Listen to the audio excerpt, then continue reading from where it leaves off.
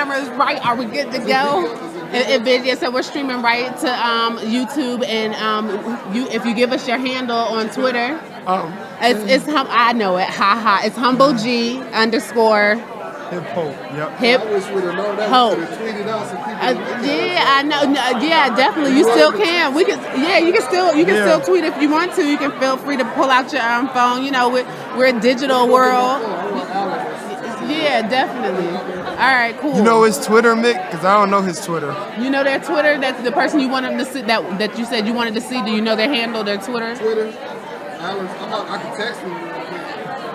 Okay, I can text him. I can ask him what's his Twitter. Yeah. Just text him, tell him, you know, he can watch us right now and whatever. Okay. Yeah, so the link is going to be on YouTube. So on youtube.com. Yeah, so you can definitely stream right to YouTube. Links out from Derek, so the easiest way is just to retweet. He's definitely he'll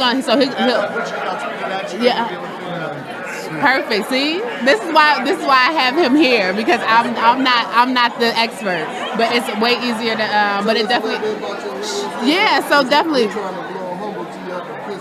Oh yeah, we're gonna make that happen. So with Freedom Radio, Freedom Radio is the only podcast bringing you information for the 2014 Iron Sharpens Iron Summit Tour, which is designed to kind of connect those people doing really powerful things in the community and say, this is what we need to be doing. These are things that work. This is how you can do it, and here's how we can learn together. And so I'm really fortunate to be able to be in the mix for the 3rd annual Power of Laughter luncheon. I heard this is not your first time here. I switched my wardrobe up a little bit and represented.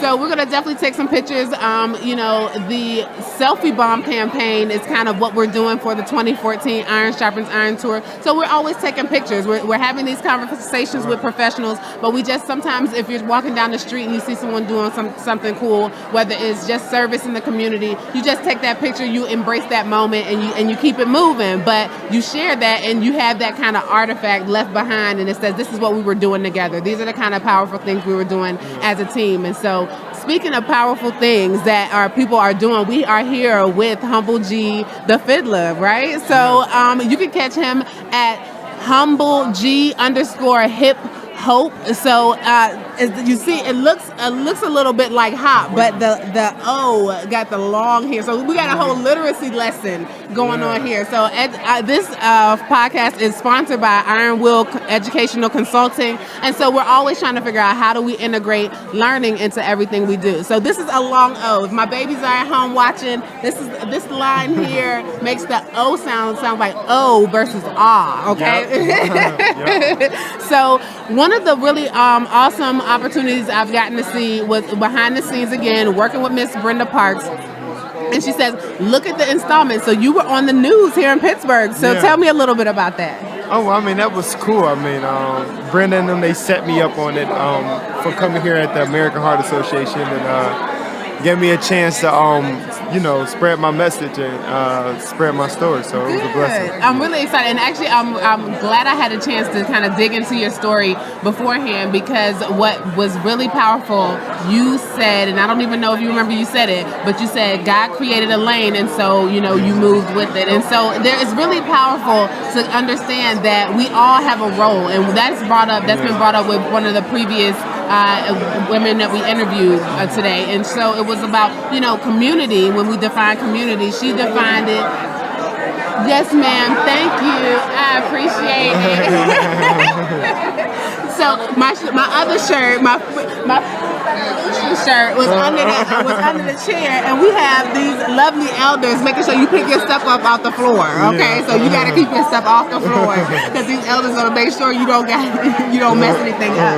So, one of the ideas of community was that you want to make sure that you are using your gift, and that's what community means, and connecting with other people in the community to say, hey, we can't. I might not be able to do this by myself, but we can do this together. Right. Understanding what your skills are. So you identified you had a skill. How did you come into knowing that this was your passion. This was your thing. This is what it was going to be for Well, you. it's, I say music became my passion like around the age of 12 when I was going to school. You know, they had us pick some instruments. I picked the violin. Eventually, we got to that one. And my mom lost her job, so I self-taught myself for a while. Oh, wow. And then got into some other schools. And then from there, I met my partner, McKinley Tate, and we started working on our global entertainment and edutainment movement. And from there, really, I mean, it's always been my passion, but it didn't become a skill to, you know, experience and practice. You know, we're all talented, but we all don't own them as skills. That's right. Yeah. And so it really is about building those kind of skills. And when we're talking about building up kind of those skills, it's really like a workout, right? Like it's like, hey, this isn't easy. This movement isn't going to be one of those things that comes, you know, quickly. It's really one of those things you have to persevere at. And what I heard through that interview was that you've kind of persevered and did your whole exercise thing and kind of transformed yourself physically also. So tell us a little bit about that. Well, at one time I did weigh around 310 pounds when I was a teenager. And, you know, just decided to change my life. I always had a strong spiritual and moral background. But, you know, we're made of a spirit, mind, and body. So the physical things still affect our spirit as well. Definitely. And, you know, not being healthy physically, you know, it kind of messed with me growing up. So I think, you know, having health, not just physically, spiritually, mentally, and physically. Right. But if you don't have that spiritual background or that spiritual family who's owned those morals in you, I think having physical health sometimes can inspire the mind to be open to those type of things. Because, you know, when you're in shape, you feel good. You know, you might be more open to have things, to do more fun, healthier things, you know, so it's always good to be healthy, you know, spiritual, mentally, and physically. Yeah, absolutely. And you brought up a huge point. And, you know, one of the things that the 2014 Iron Sharpens Iron Summit Tour is designed to do is to share that we are a system. Community is about systems. Our body is a system. And, you know, we want to be able to connect holistically to what drives success, and that means that we have to be able to connect to our physical, we have to connect to our, you know, our spiritual, we have to be able to have these kind of events where we're sharing with each other, where we're learning from each other, when we're recognizing the value of community and wellness. So we're here, and fortunately UPMC has been able to kind of offer and sponsor the screenings that we're having here today.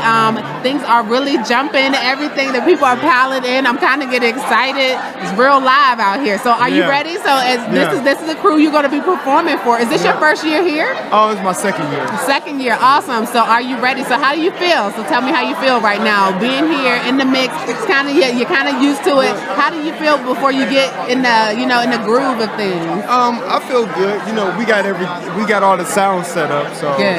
I feel good. You know, I'm ready to get ready to do it. Huh? You know.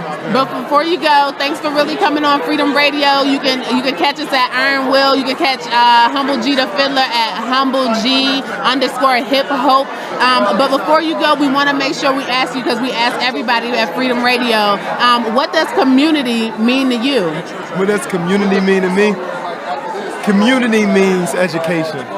Awesome. And what I mean by education, I don't mean necessarily training. I mean true education. You know, a community can educate a human being on what, who, where, and when they are. And, you know, that'll build them the confidence to walk around and discover why. Yeah, so, definitely. Very Awesome. good. Thank you. You. I appreciate it. Thank you.